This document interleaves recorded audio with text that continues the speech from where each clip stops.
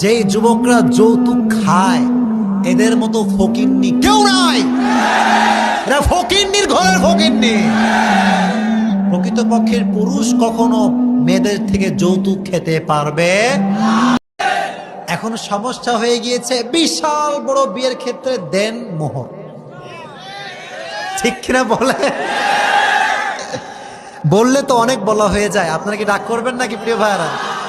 ওই বিয়ের সময় কি, তোমরা যখন বিয়ে করবা এখন কিন্তু ডিজিটাল বাপ বের হয়েছে।